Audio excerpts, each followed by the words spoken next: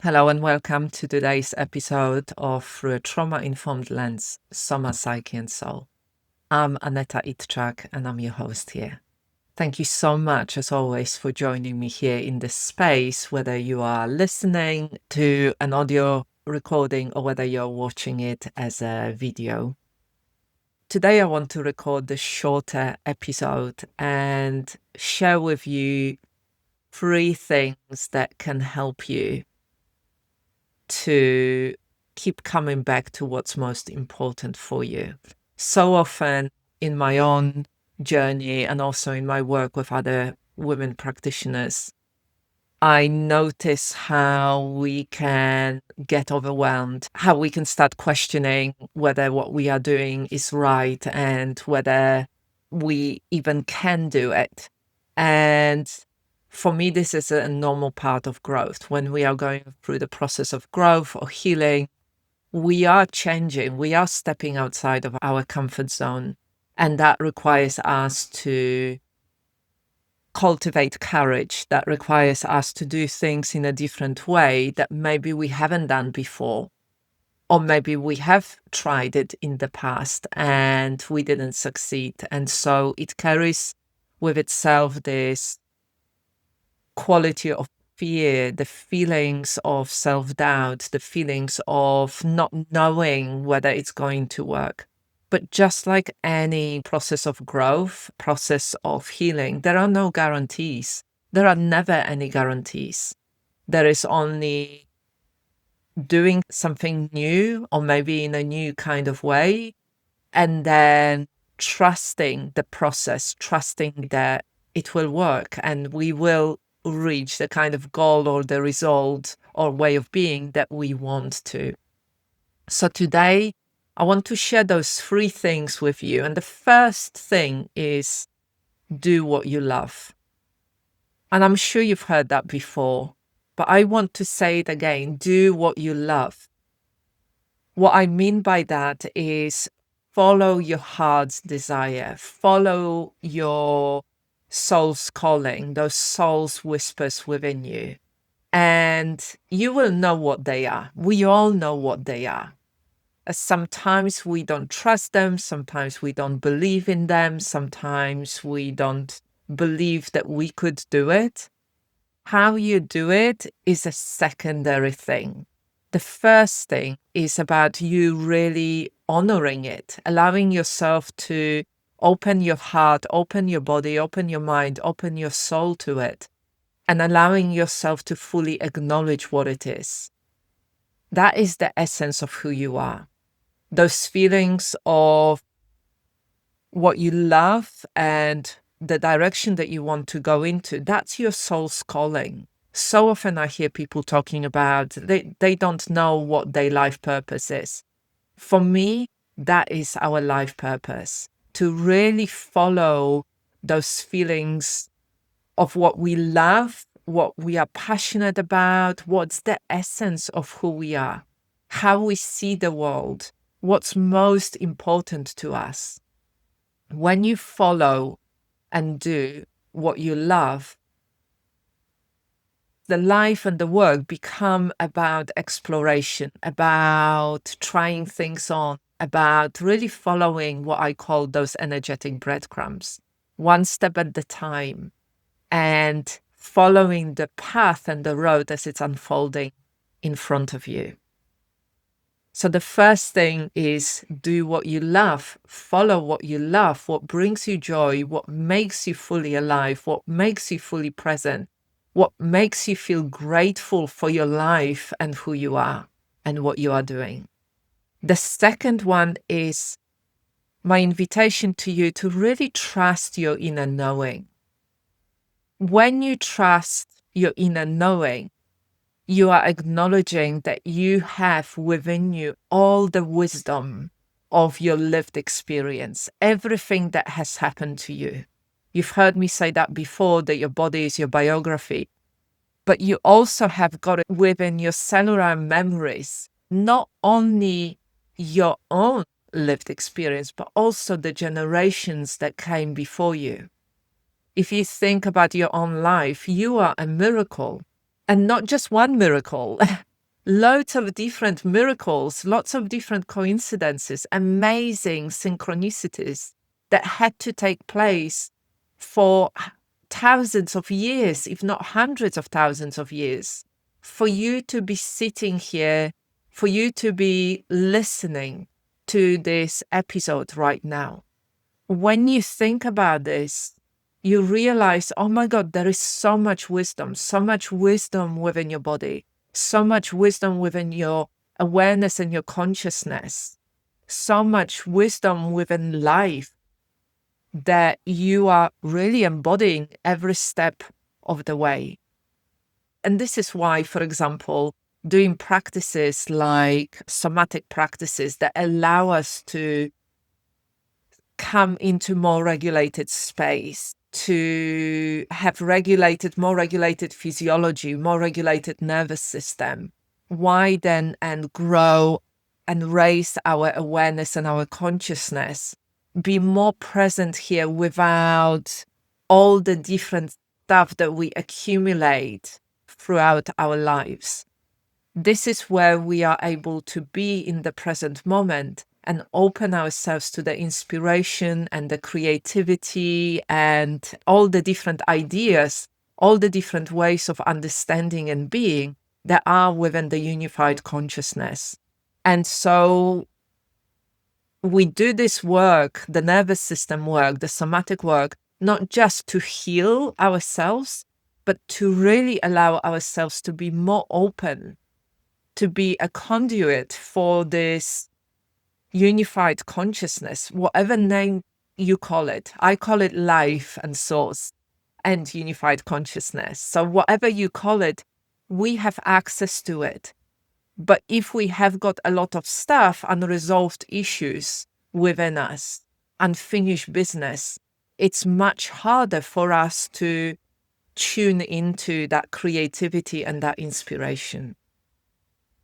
So when you choose to follow your inner knowing, to tune in into your inner wisdom, to really acknowledge it, to really honor it, and then take empowered action in alignment with it, amazing things happen. The synchronicities happen. The coincidences happen. People reach out to you. You have really interesting conversations with people. It's all here. You are so much more open to it then. You don't control it because you cannot control it, but you are open to it and it flows towards you in a way that is right for you. So the second thing in here is trust your inner knowing. Cultivate your inner knowing. It's like planting a seed and allowing yourself to tend to it again and again and again, trusting that you are not the one growing the seed or making the seed turn into a plant. You are nurturing it, but something greater than yourself is taking care of that growth and life itself. So the third thing following from that is just a very simple piece of advice, which is keep going. Just keep going, keep going, keep going. And yes, at times you will get stuck. At times I get stuck and it's so frustrating. So frustrating. But that stuckness is part of the growth. It's not an obstacle. It's an invitation for you to pay more attention, to really reconnect with what's most important with you, and to really allow yourself to tune in into your own rhythm, into your own pace, into the direction that you are taking, and allowing yourself to keep moving forward at the rhythm and pace that is right for you. Sometimes there is a big step. Most of the time, it's a tiny little step after another tiny little step after another tiny little step. That's how the big leaps and quantum leaps happen. We do the baby steps, we keep moving, doing the boring stuff, doing the everyday stuff, our own practices, showing up for others, cultivating certain ways of being like curiosity, openness, and kindness. And then the quantum leap happens, a breakthrough happens. It's a little bit like, again, like planting that seed.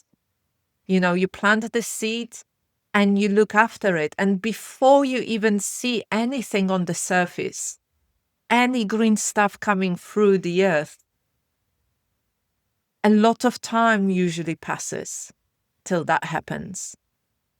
But you don't stop watering that seed. You don't stop protecting it from birds. You don't stop giving it enough light. You keep doing all of that, trusting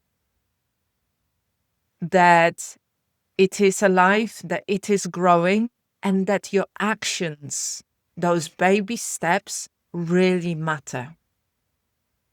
So often I see people just giving up because they don't see the results quickly enough. And I know that from my own experience. You know, I've been doing this stuff in my own business for 15 years, almost 10 years full time. And my mind can say sometimes, like, you should be somewhere completely different. Like, you should be much further along, you know, that your business should be much bigger, all of that kind of stuff that comes from influences that are coming at me on a daily basis. However, I learned to trust my inner knowing.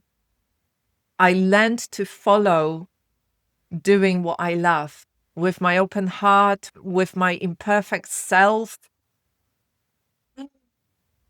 and really slowing down to my own pace and rhythm. So I enjoy the process, cultivating the qualities within my life and my business that are most important to me. Qualities like connection and spaciousness and presence, curiosity, openness, kindness. So if you keep going, if you keep doing the daily stuff, sometimes people call it non-negotiable daily habits. For me, there are more like daily happiness habits. If you ever studied positive psychology, you know that they talk a lot about daily habits that create that sense of happiness, which then creates sense and experience of success, not the other way around. It doesn't work that we create success first and then we experience happiness. First, we create those daily happiness habits, noticing glimmers, being grateful for the interactions, being grateful for your health, for your work, for money that is coming to you from many different directions, including your work, for the work that you do, for the impact you create within your communities. Allowing yourself to enjoy moments. Like every day when I go for a walk with my dog Oscar, I love it. Absolutely love it.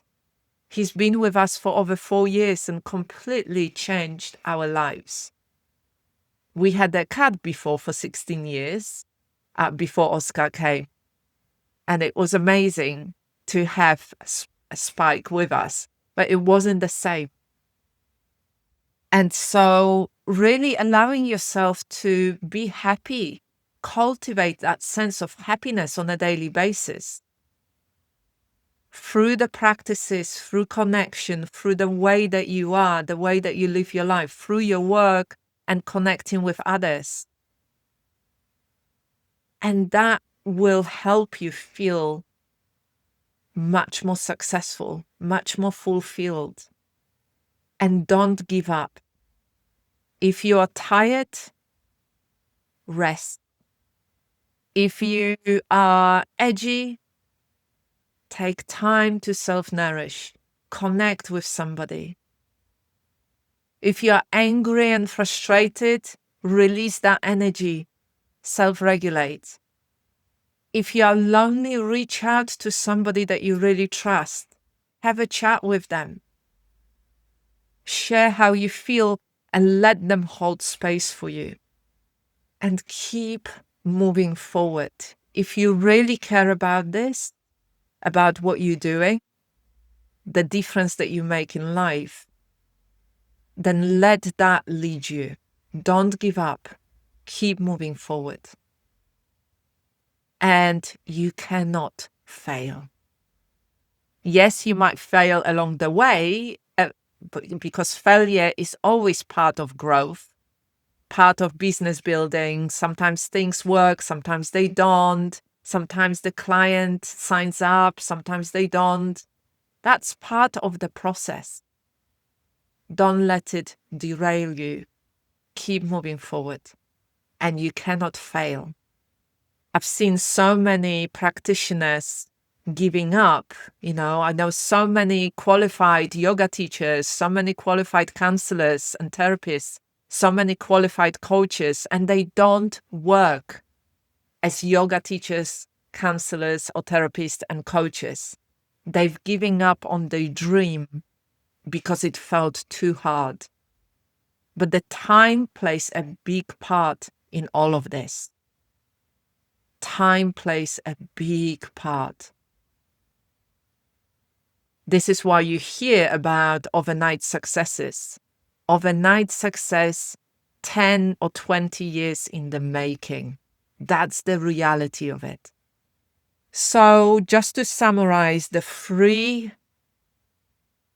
guiding steps that I'm sharing with you today to help you reflect on and make your own and help you keep moving forward. The first one is do what you love.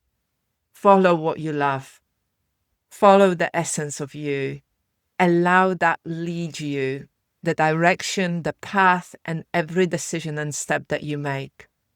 The second one is trust your inner knowing. Trust all that lived experience that you have and allow yourself to open to and connect with the wisdom and energy of life itself. And the third one is just keep going. Just keep going. Don't give up. If you're tired, rest. If you're stressed, relax. If you're lonely, reach out for support to somebody. Reorganize yourself, self-nourish, self-soothe, self-support. Let others support you. And then keep moving forward with baby steps. Create habits that really support you on the way. I hope this is really helpful to you. I live by those principles. I've learned over the last 30 years of my journey that this is how it works. I've followed so many false promises. I followed people who promised me the quantum leaps and 30K in 30 days and big growth, and I know it doesn't work. It only works with baby steps, keeping moving forward, doing what I need to do on a daily basis. The boring stuff, the unexciting stuff, the stuff that nobody sees on social media or out there. The stuff that I hold myself accountable to on a daily basis, because I know that stuff matters to my happiness, to my life, to how I work and how I support others. So I hope you enjoyed this episode. Let me know in the comments how it landed, how it resonated, and I wish you a really good day. Take care for now.